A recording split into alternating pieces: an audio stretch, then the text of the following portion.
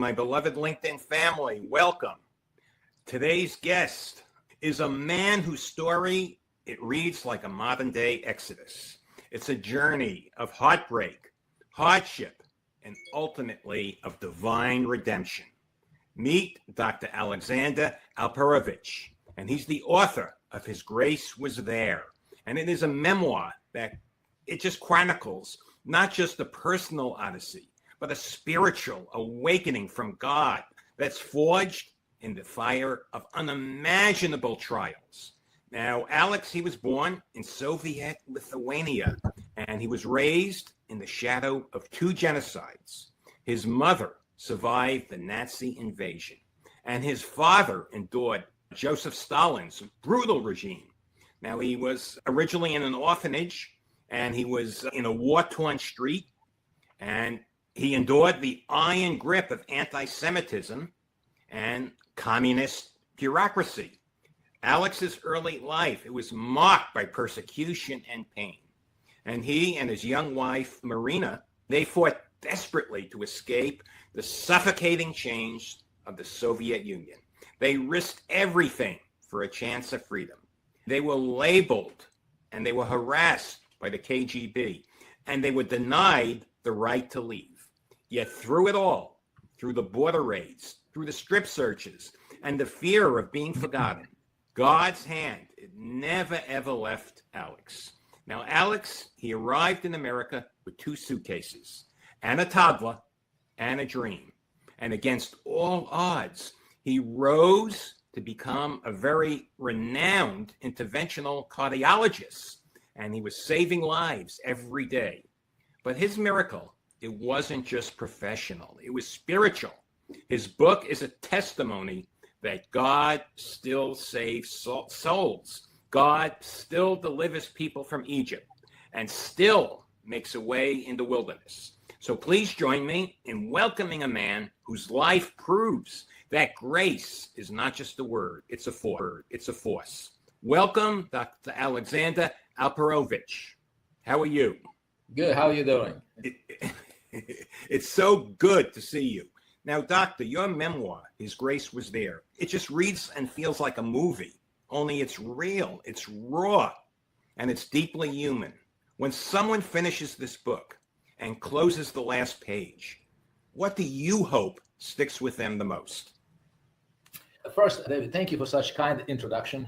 The quick review of my early years, which is I describe in some painful details in the book.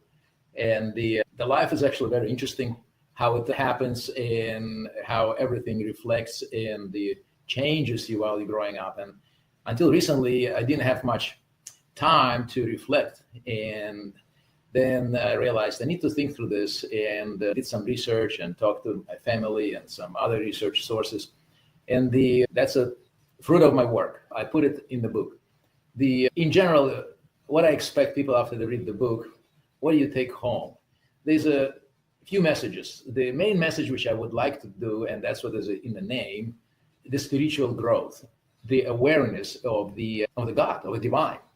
It took me a while to realize that, I would say decades, to how my path was formed and how I was guided, despite of me being unaware. And this goes through the book and shows the reader that line going through how from the person who I was educated and brought up in the society, which is deeply anti-God, atheistic. Atheism is taught and mandated through the education, to the realization that it's actually absolutely wrong, and the realization that there is divine intervention, there is the path set up for higher being, and even you aware of it or you're not aware, still things will happen the way it would be determined by God. And this is the big part through the book, showing and illustrating those examples. Then when I was aware, when I was unaware or less aware, how things were happening miraculously, which I was not even aware. And I knew I wouldn't be able to do anything myself. It's definitely above and beyond of my abilities and possibilities. This is a kind of a main message. There's another message that also is there of the hope. You never give up. You never give up.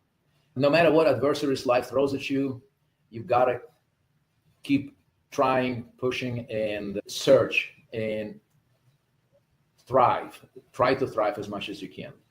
A lot of bad things happen in life, and I witness not only in my life, but in the life of my patients. 2,000 stories I've heard. People who continue to fight, persevere. This is the people who get that satisfaction and that knowledge that I've done it, I made it despite of the adversaries, despite of whatever life threw at me. And particularly when that hope and the determination is supported by the firm belief that I'm not alone.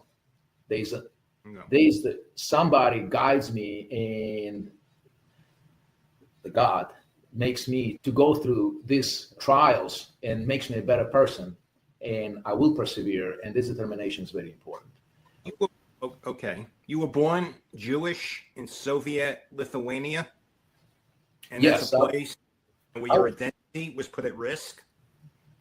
I mean, how did that affect you, the early persecution and your family's trauma, shaping your sense of calling, shaping your journey with God? Yes, I was born in Soviet Lithuania. Lithuania was at the time occupied by the Soviet regime. And my parents always taught from very early years, certain things we don't talk outside our apartment, certain things you're not supposed to discuss. And you have to sing the song which they expect you to do, because sequelae are terrible. So the little facts, like we had a synagogue in town which was non-functioning, and I think I highlighted it in the book. And my dad also, around the Pesach, Passover time, we would order the matzah because there's no other way. So you got to bring your own flour and live in a synagogue, and then after 3-4 weeks, you go and pick up your matzah, a few boxes of matzah, and that's how we celebrated. So we had to go through the back entrance at certain times. Somebody would call and say, "You can come now." So we'd come in, drop off that flour, and my dad would say hi to this couple men who are there. He knew them, they knew him, and we go back. And then the same happens when we have to pick it up. And I asked them, "Why can't we go through the front door?" Oh, it's just closed. When I got older, he explained to me, you got to understand, there's somebody watching everybody walk through this door. You understand? So your name and my name was already out there in the registry. That's how it's done. So they watching how many people got in, how many people got out. They know the names, they know everything. So there's a file in some cabinet about you and me is there. That's how it goes in there.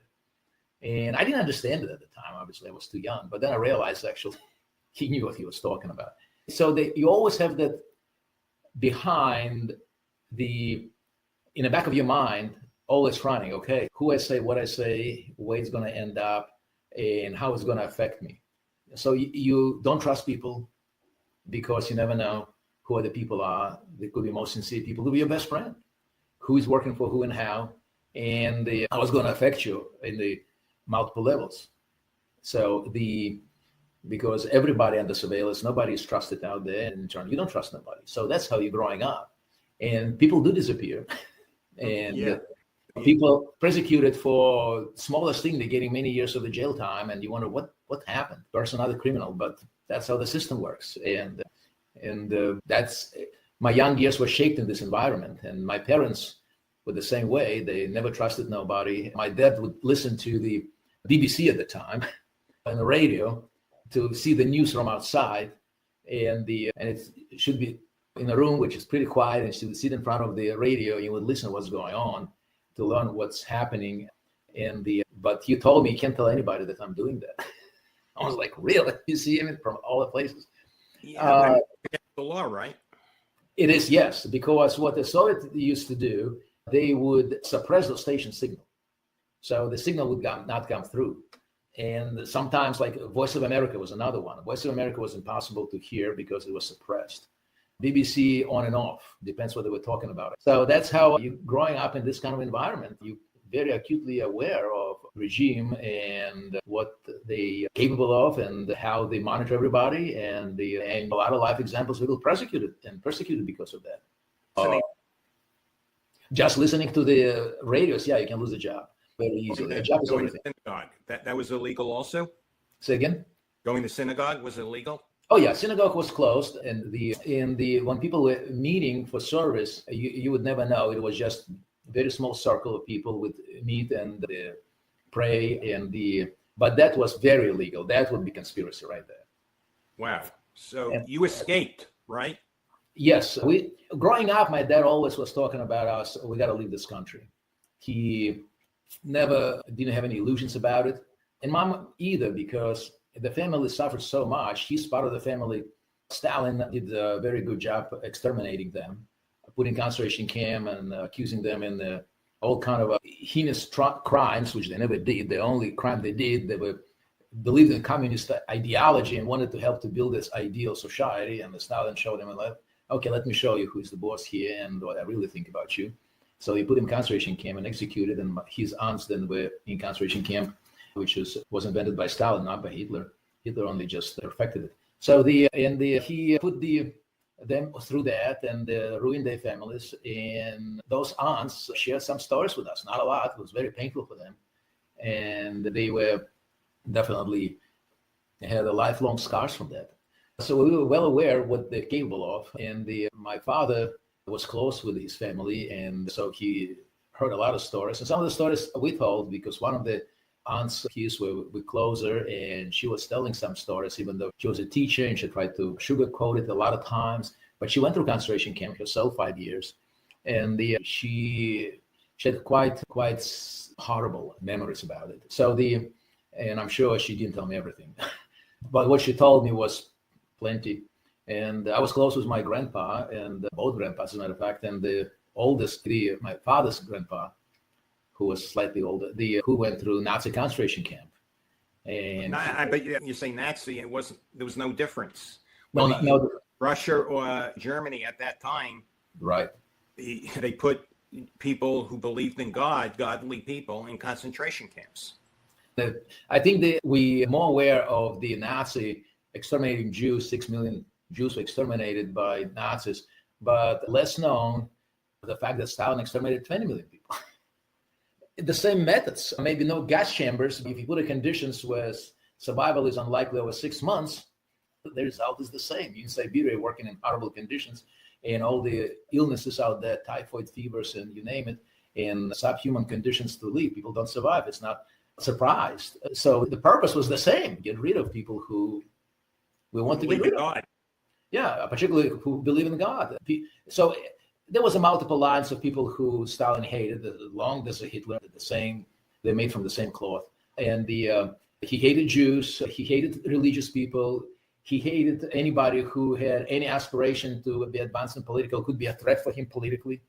So he hated a lot of minorities in like Tatars and some other minorities in the world. He did the same as he did with the Jews. When Lithuanians got occupied, members of the Lithuanian army ended up in the concentration camp by Stalin, and their families were also all sent to Siberia. He just really used very broad criteria of people who needed to be exterminated. And you escaped. But yeah, I escaped in reality. So when the time came and the Brezhnev cut the deal with the U.S. about the allowing Jews to leave, we decided that's a chance. We got to get out. And was it easy? It was very difficult. It's very difficult. It's not like I buy a ticket and get the visa and see you later, guys, and I call you when I land. Doesn't work this way, unfortunately. Then it becomes a lot of issues. So and my parents tried to time it, this or that, in terms of to leave. But one of the first hurdles was my mom's father, my grandfather. He was very unhappy about her wanting to leave the country, and we offered him to take along. He was a widower. He was alone. He didn't have anybody else, and he lives independently, but he didn't want to leave the Soviet Union. He said he's where he is right now. Life is not perfect for him, but he's content and he doesn't want to leave. So you got to get a permission from your parents to leave. Even my mom at the time was a woman about 40 years old. She got a permission by the Soviets rules at the time. And he said, I'm going to sign the papers. I'm going to let you go. Because if I'm going to lose my job. That's what he was fearing. He hated Soviets, but he was so uncertain to go to and shake up something so he would be in a way. And that was a major problem. My mom couldn't convince him. He said, I'm going to let you go because what do you think? Is somebody expecting you out there? He was afraid to take chances. This man suffered a lot from both sides, and whatever he had in his hands at this moment seemed to him, that's okay right now, and I don't want to shake it up. And you're not going to do it either. So until he passed, we couldn't leave. Oh, So, okay. You finally left. You were harassed by the KGB. You were strip searched. Your daughter's teddy bear was cut open. Can you walk us through those moments and this journey? yeah, it was a lot of things were happening, which is at that time, I think looking back, I realized there was divine intervention in a lot of ways.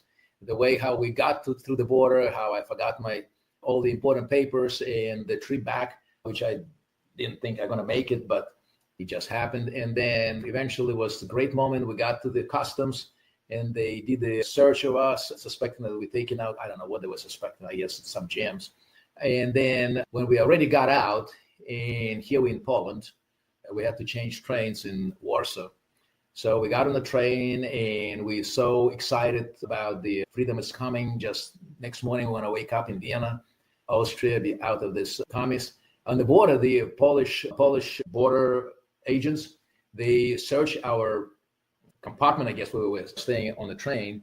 And as they saw that little plush toy, the bear, my daughter, 5 years old, for her, it was her world. It was everything for her. This her friend. And they just took a knife and opened it up, searching for, is anything hidden in it? She was like, how old was your daughter at the time? She was 5 years old. And they ripped open a teddy bear. That's like for a 5-year-old, that could be traumatic. And oh yeah, even today I talk about this when I was writing the book to my daughter, and I asked her about it. She said, "Oh, I still remember that. How upset I was." She's what, 43 years old now. She still remembers that as so vividly. Why did it do that to my bear? Yeah, there was definitely mistrust, and all along the way until we really got away and across the border and came to Austria. Then you see that different world. But over there, you are not equal. You much lower grade, so to speak. And Alex, you were a physician in the Soviet Union. Yes, I was. Okay, and then you came to America and you rebuilt your life from scratch. So what was it like going from a respected doctor to a lab tech and starting over? That must have been humbling. Yeah, when we came in, it was very humbling because we came as refugees. And so U.S. government has certain system in place which they support you.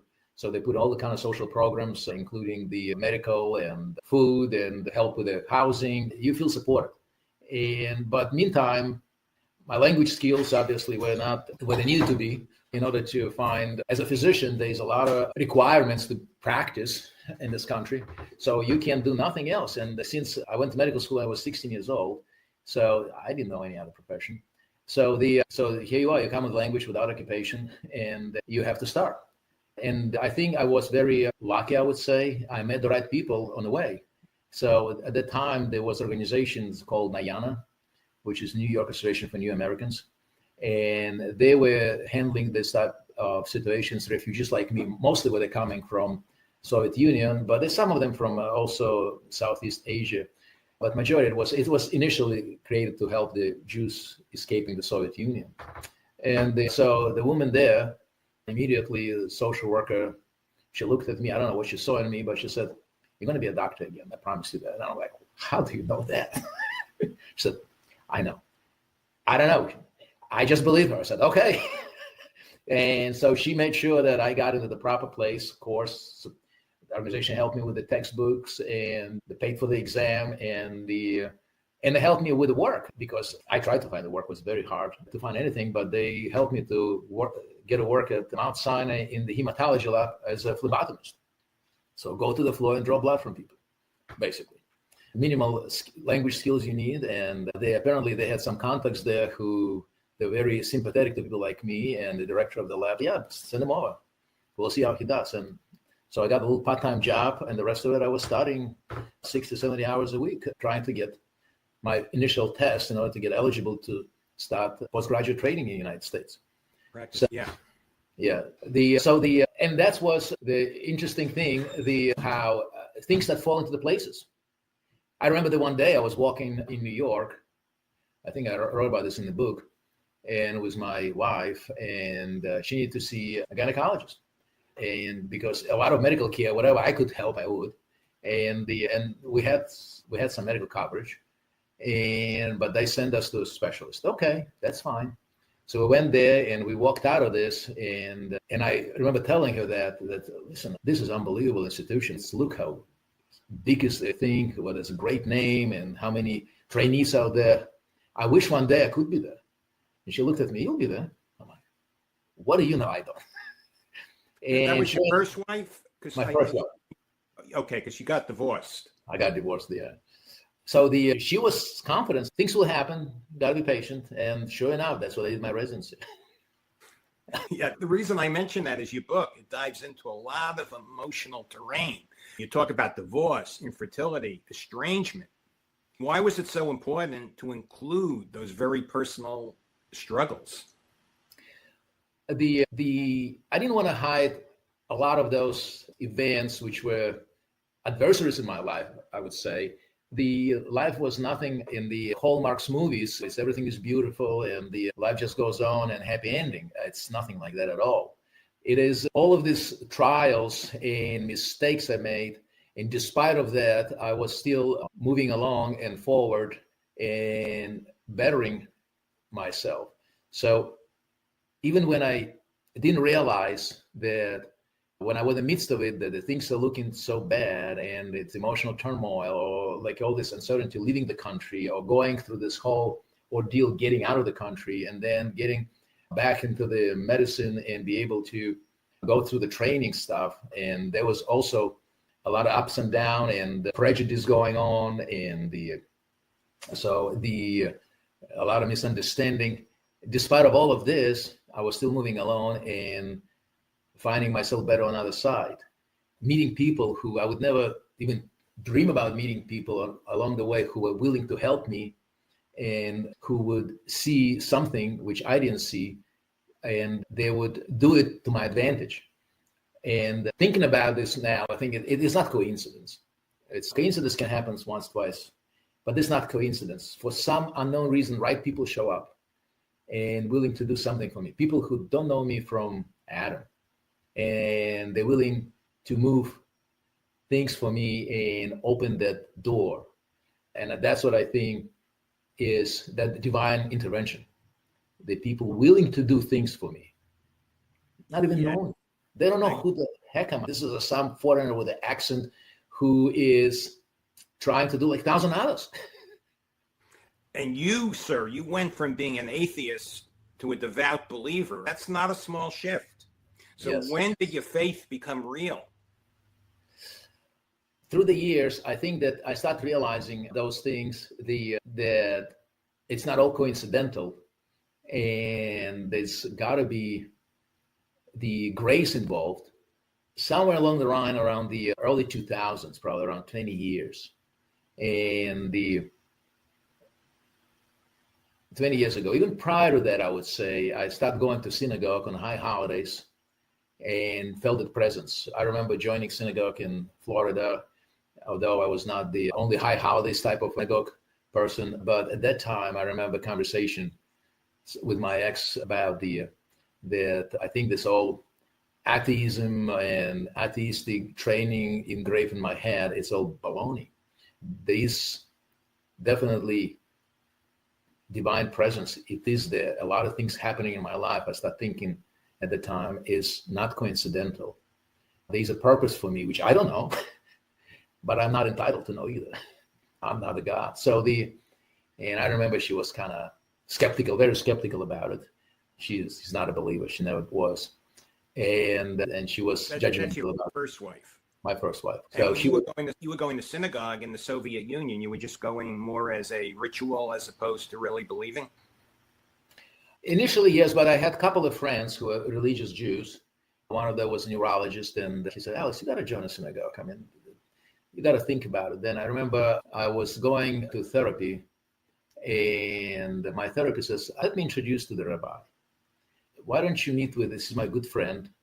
He was not Lubavitch, but he was conservative rabbi, a very nice man. And I was meeting with him for a few months, and we talked about a lot of subjects. And it started turning my head. making me think about religion and in a divinity.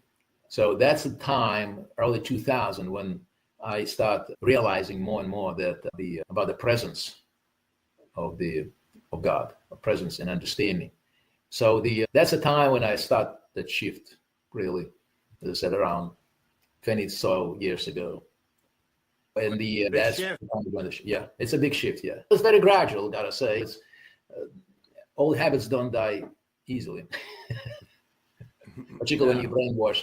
And most, let's not forget, my father, who I have a lot of respect, who was educated in yeshiva and had big influence of his grandpa, who was a deeply religious person. The war, loss of his mother and his brother in the gas chambers, his father going through concentration camp, and a lot of his family cousins were exterminated either by Stalin or Nazis, made him a non-believer. And many times I had conversations with my father, and he always challenges me on that. Why we need to be punished? Why 6 million Jews have to be exterminated? So he has his system of beliefs, I would say, and he's not a believer. And you believe you're messianic, am I correct? Yes, I'm messianic. And this is a shift more start happening within the last, probably, I would say, 5-6 years, learning and reading more about that. And the New Testament. So you accept the New Testament. Right. And I accepted New Testament and the presence of Jesus as the Messiah, Joshua. And that's I'm still forming. It's a process. It's a process of learning. It's a process. Alex, I grew up Orthodox Jewish, and I accepted Jesus at 26 years of age. So it's a process. I'm going to switch gears for a second. Let's talk about justice. You were persecuted in the Soviet Union, and then you came to America. You rebuilt your life. You became a doctor, a cardiologist. You had a very prosperous practice. And what happened? Our government, the United States of America, they indicted you. They humiliated you. You were vindicated. But how did that experience reshape your understanding of justice and mercy? Yeah. In the Soviet Union, I had to deal with the KGB, and fortunately for me, and the only reason is because I expressed the desire to leave the country. Fortunately for me, they didn't lock me up, but they did a lot of damage on the professional side to me, to my wife, to my, at the time, in-laws. And so that's kind of was my experience with injustice, which is from KGB is expected. It's just one of those organizations. So coming here, yes, I was successful. I was able to develop very good practice, doing what I loved, what I dreamed about. Interventional cardiology is a very busy, very involved field, which requires long hours and continuous learning and improvement and adjustment because it's a very dynamic field. And then it hit me. Federal government came with me and accused me of selling drugs for all the things. You were innocent. You were vindicated. I was innocent. Yeah, I was accused, indicted. On the indictment read that it was a conspiracy to distribute drugs, essentially.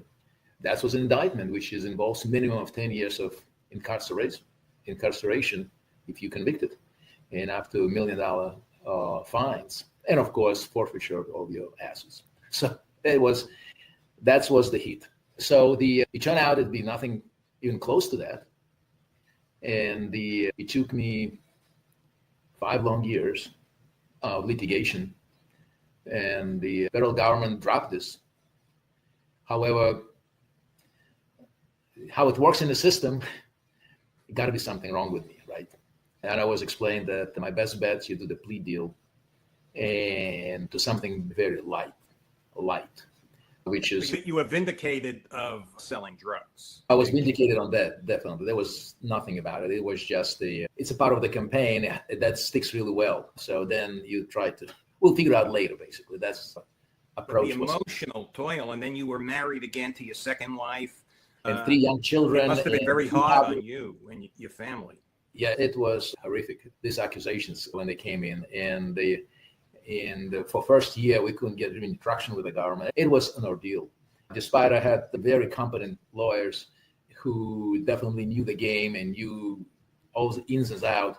And it took over a year and a half to two, we start seeing some traction with the government that that's not exactly what it is. Yes, we're going to try. They don't want to admit they're wrong. Of course, they're never wrong. They're never wrong. They always right. And that's without going into all the intricacies and boring people with all the how the system works and what is going on in the federal justice system. My attorneys, who very experienced people, told me you need to do the plea deal and close the chapter and move on. To something minor. Let's move on to something very positive. I might be pronouncing this wrong, so correct me. You pioneered, is it venous intervention techniques? Am I pronouncing venous it intervention? Right? Yeah, I can't say that I was the first, but I was definitely among the very few people out there who start doing this type of interventions and developing treatments and the approaches to the treatment of the venous disease, like blockages in veins and lower extremities. Okay, I was going to ask you, because most of my viewers are not going to understand what that is. Could you give the novice a little simple explanation as to what that is and what you pioneered? Yeah. The thing is, in the body, there is obviously the plumbing system, which blood circulates inside the body. So the heart is a pump and the lungs are your cleaning station. And so blood is pumped to the body, muscles, brain, you name it, every organ. And then this blood drains back, goes back to the heart and goes to the lungs, and the oxygen exchange happens and keeps going, circulating all the time. So the arteries taking blood from the heart to the organs, and the veins taking blood back to the heart. So the drainage system. So those veins and arteries have problems, diseases, so to speak. I'm sure people heard about clots in the legs happen, and those clots can travel to the lungs and kill people, plugging up the arteries.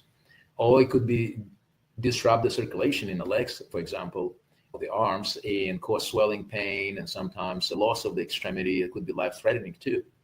Those conditions can happen for multitude of reasons. Sometimes it could be due to the cancer somewhere else because people just clot much easier. Sometimes some medications can cause people more prone to clotting. Sometimes blockages develops, narrowings, which is impede the flow, and it causes clot. So it's multiple reasons. It could be spontaneous, could be genetics, could be so many other things. So when it happens, people experience symptoms. It's a whole range from acute presentation when the people have all of a sudden leg got swollen, painful, and people miserable, to very gradual worsening.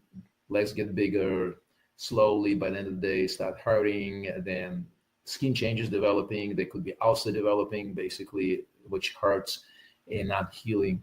So it could be different presentations. And there's a treatments for that. So in the past, it would be use compression stockings, take a blood thinners, and elevate your leg, for example, and give some time. And that's how it was. But then as time going on, it started coming out technology which is capable to break down the clot, opening the narrowing, and restore the blood flow. And that accelerates the healing or prevents the damage, irreversible damage, or catch those clots, not let them travel, let's say, to the lungs and cause a lot of life-threatening conditions. And those interventions are done in the past would be surgery, but it was very involved with a high risk. But then technology started moving forward and develop what we call endovascular systems, which you go inside the vein with a special tiny little tools, and you either remove the clot or you inject special medication, break it down and suction it out, or you put some systems like called stent, which is basically a scaffold which keeps the vein wide open, not the artery, but the vein. And that allows for the body to do the drainage, and then healing of the body accelerates so much faster. So by restoring the blood flow to as close to normal as possible, you allow the body to heal. And of course, you're giving proper medications to help, and it's the whole system. So, and this technology started developing in the early 2000s, and there's a different system. There's a superficial and more deep, close to the bones, and all the treatment modalities are developing. And I started bringing it up to the patients. When I was in Florida, I was doing those complex cases. A lot of specialists were referring because nowhere else to go, and they heard about me and said, "Hey, could you look at this person?" And I had interest in that. myself being a Venus patient. And so I knew that it used to be diseases used to be called orphans of medicine. Veins, who cares? This is nothing. It is a lot. But the thinking started shifting. And so I was among very few people in the country who started getting those interventions, working on it, perfected those, and sharing experience with other people. And that's how I got into the Venus medicine, so to speak. Again, let me switch gears for a second because we're coming up on an hour. And I really want to talk about God and how God influenced you. Your title, the book, His Grace Was There. It's 4 simple words, but it carries so much weight. What does that title mean to you after everything you've been through? What it meant, it's my spiritual journey. From the kid who grew up in the communist country, brainwashed into the denying the God, the persecuted if you do believe in God, to through the years and decades of my life, going through ups and downs, realizing that, oh no, there is a divine presence. The grace is here all along. You do know or you do not know, you don't realize, and you just think that you just drew like a straw. Now it is a divine, and it will shape and affect your life in the ways which you don't even can imagine. But in a very short way, to summarize that spiritual journey and learning and understanding that, and it's not only that, the Father is there, your spiritual Father. You always can talk to him. You're not alone. You're not alone in this world. You're not fighting that fight alone. There is the Father who is always looking for your best interests, even if you don't realize it. I realize that. Let me ask you this. Someone listening right now, suppose they're hurting bad. Maybe they're in a courtroom. Maybe they just got some bad news. Maybe they feel forgotten. What would you say to them? Not as a doctor, but as a survivor. The power of prayer, you got to talk to God.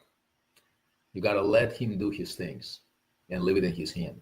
Because many times we don't see the way. Many times we lost at sea, so to speak. We just don't know. But you got to trust. You got to trust that God has your best interest in mind and will get you through the storm. Will get you where you need to be. And don't lose that hope. Even if it doesn't look good today or tomorrow, it's still coming. Alex, did you ever feel abandoned by God, all you went through? If I feel abandoned by God? Did you ever feel like God abandoned you? Everything you went through? When you're frustrated, there's a moments in life when you want to say that, why did you let it happen? Why couldn't you soften the blow, so to speak? And if you care about me. But when frustration goes over, you realize it's just a necessary step for you to grow as a person. This makes you stronger. This prepares you to the next step. But yes, sometimes you do have those moments when you think, why me? Why couldn't it be any better? I would be not honest if I said, oh no, I always perfect. It's not true. Yes, there's a moment of weakness. It does happen. And what stopped you from being bitter? Everything you went through, almost like a concentration camp, and coming to America and being persecuted again. What keeps you happy? I found this interesting phenomenon with myself when usually in the darkness of the night, I call it the witching hour, 3-4 o'clock in the morning when I cannot sleep. I know you are early riser, but 3-4 o'clock in the morning for me is still deep at night most of the time if I'm not on call, and everything looks very dark and everything looks terrible, and I don't see the exit, and I'm just lost. And then I start praying and asking God, just do what you do, keep me in your focus, and I believe in you, and let me rest. And somehow it puts me right back to sleep. Could you describe something that brings you joy? Oh, I love to see my kids succeed. I'm so happy to see their successes. I know it's not granted. Parents many times have disappointments, and sometimes we have too. But when I see they achieve some goals which they set up, or they learn something new, I'm happy for them. That I love to see that part. I love to travel, like it was my and Sherry's place, go to the mountains and ski. For some other reason, when we're there in the mountains, I get this peace. It just feels great. I'm on a slope, I may be tired, but it's so peaceful. It's so joyful. It's just one of those go-to places to rebalance for me and feel happy. Now, currently, you're a practicing cardiologist. I have to ask, what happens when your medical practice and your faith in God, your faith in Jesus, when they collide, when they contradict? Well, it's usually not a collision. You got to see that it's just one of the ways. And many times, people ask me all the time, "Doctor, do you believe in God?" And I say, "Yeah, I do." So I say, "So what do you think would God want you to do for me?" And it's a hard call. I have to align that with what are the patient belief, expectations, and desires, and offer them that advice. And I said, listen, God may not want you to suffer. You may let it go and just, that's what it is, because you've suffered so long. And unfortunately, this illness is eventually, you're going to succumb to it. And whatever left for you, you got to just enjoy and spend as much quality as you can. Quality time with your family, with your children, whatever else is important for you. There's no need to fight it again, and because you're just wasting your precious time left for you. And sometimes I'm the one who's saying, don't give up. I still see the way. But I'm spent, I can't do this. Give me another chance. And God willing, will get you through this. And I've been right and I've been wrong. It's what it is. But it felt very rewarding when you save somebody alive, despite all the odds. So it's not, I gotta admit again to say, listen, it's not, I enjoy it. I love it. And there's the great wins and the great losses. It's just what it is. But many times I think, and I don't know why, sometimes I have this certainty. I know we can get over this. I know we can do it. Let's do it. And I have to, and sometimes people don't agree with me, and that's okay. That's fine. Sometimes people do agree. And this is how it goes. Okay. This is a personal story you told me that IVF almost cost your current wife, her life. Yes. Can you tell me about that, and what did it teach you about love and God? Yeah, we were trying to get a baby for 2 years, and it was not happening. So we went through all the testing and everything else, and she's perfectly healthy. And I was fine, but then another doc says, no, you're not fine, you're just old. And I was like, wow, that's really nice way to deal with this. So we need to use IVF. Okay. We go to IVF, and he's a well-respected specialist. And we go through the steps, what needs to be done. All of these medications, when they stimulate the ovaries to produce more eggs. And those medications has a little nasty side effect. They're causing that called hyperstimulation syndrome. When this ovary is overstimulated and start throwing into the body all hazardous material, so to speak, or substances which are dangerous and put your body into the complete havoc, and it can kill. And that's what happened with Sherry. She developed this hyperstimulation syndrome. And I never deal with this because it's not my specialty. It's usually a very narrow field, and the gynecologists who specializing in fertility specialists, that's usually who deal with this. And they see those. We cardiologists don't see much of this at all. But I noticed that, and I started noticing that she's not doing well at all. She's doing bad. And of course, it had to happen over the holiday weekend and hard to get hold of a doctor, you name it. But we got hold of a doctor and we started talking to him, and he's, it's not a big deal. Just let her rest and she'll be fine.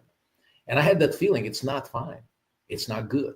What's going on? It may be bad. And so I said, okay, don't worry about it. I'll take care of it. And I read up as much as I could within a very short period of time about this syndrome and treatments, and talked to Sherry and basically said, either we're going right now to the emergency room or we not going to end up real well. So she didn't want to go to the emergency room. She asked me, she said, can you take care of it? I am an expert, but not in these things, but I understand what's going on, and I can treat you, but it's going to be my first patient. It's you. Somehow she believed me. She said, just start it. If it's not going well, we're going to the emergency room. And so here you are at home. I'm basically opening the hospital and starting the IV, giving medications and whatever else needs to be done. And fortunately, she responded within a few hours. We start seeing she started getting better. And we didn't need to go to the hospital, and then all settled down. And it was just a bad dream. Well, and you had a beautiful son. And we had a beautiful son, yes. Healthy, no problems, everything very well. And after that, we had two more without IVF. And I'm still waiting for my rebate from that infertility doctor because I told him nothing wrong with me and her, but whatever. Well, good luck at that. I have two more questions, okay? To the person right now who's experiencing rock bottom, speak to them. Rock bottom is a relative term. And everything may look very grim at this point, and being in this position is hard. And you don't see the light, you don't see the improvement. And however, you gotta let God do his deeds. As soon as you have that faith and belief that it will turn around, it will get better. It may not gonna be easy, it may be not what you expected. You may not see it at all right now, but you have to believe that it will get better. That belief will carry you through, and things going to turn around and improve. And maybe not what you expected. Maybe not at all what you thought is going to happen. However, the result going to be the same. You'll be in a much better place. One of my very dear friends, a sister in Christ, I interviewed her on my podcast, Oz and June, a very devout Christian. She said, this too shall pass. And during those dark days, and when things don't look good, or if I'm a little down, I just remember her words, this too shall pass. Alex, what's next for you? Any more books, more stories to tell? Yeah, I'm actually working on drafting the outlining for the book, which is at this point, I want to get a little bit of a less personal, but more of a story of one man who had to go ups and downs from being an ordinary person, being successful, then losing everything, rebuilding back, and all what life threw at him and how he handled it. And at this time, he tells the story to somebody younger about his life, and which gives me more freedom of look at hypothetical scenarios and throw in all the twists and turns, so to speak, and give a little bit of analysis of that, and that type of book. So reflection from my personal experience, from what I learned about other people, because I had so many stories out there, which is from patients, and because I love to talk to my patients, I love to talk to people, and they're sharing with you unbelievable stories. It's amazing you do, and I can't just put it in my autobiography and stuff because I got to respect the patient's privacy and stuff like that. But in fictitious character, you can go over those things. You can explore a lot of those interesting stories and share with people. It's amazing. And it never stops to surprise me. You think you've heard it all, he did not. You're practicing right now in Tennessee. Do you want to tell everyone where you're practicing? Yeah, I'm practicing right now. I'm in a small practice, which is a more called concierge style practice, which I'm focusing on the preventive cardiology. I am doing a lot of these things, which is important people not to get into the position of the 911 and end up being in the acute setting with acute illness. So catch it earlier, treat it earlier. So that's my practice. And it's a small practice. It's definitely not as busy right now. And I enjoy it. I have plenty of time to talk to the patients. I don't have to rush to the hospital. I don't have many emergencies going on. And so that's preventive cardiology / internal medicine, you can call it, that type of a focus practice. Yes, I'm practicing right now, and I recently opened it up, and that's what I'm doing. It's called MyMD, and the website is mymdtn.com. And would you hold your book up to the camera? I want everyone to see your book. Okay. Yeah. That's wonderful. Alex, thank you. Thank you so much for joining me. Yeah. And thank you for giving me the opportunity to present my story. Excuse me, your story. We're live. I'll edit that out on the That's okay. when we do the editing and I restream it. Hey, folks, I'm sorry. Thank you for the opportunity, and I appreciate it. Is there anything you want to say before we go? I appreciate you, David, letting me to talk about this book and share with you the thoughts and where I'm coming from. That was very interesting, and you're a wonderful interviewer, leading me through these things. I'm not experienced in this type of, I had a lot of public speaking experience, but not in this kind of format. So I appreciate your help and appreciate you doing it. And I know that about your story and how much you learned. And it's also teaching for me too, perseverance, hope, and a faith. This is very important in life. Thank you for letting me be on your show. You're welcome. And everyone, most of my followers have seen my video, The Price of Success. Sherry Ann, that is your wife, who interviewed me in that video. Right. And that video is going viral on LinkedIn. Everyone loves your wife. It's not me. Oh, thank you. Good. You're a very lucky guy. I'm not the only one. Hopefully this will go viral too. Hey, Thank you so much, everyone. Thank you for joining me. God be with you all. Alex, thank you, and God be with you. Thank you. Thank you for everything, your work. It's wonderful. Thank you. Thank you. Bye, everyone. Okay. Bye-bye.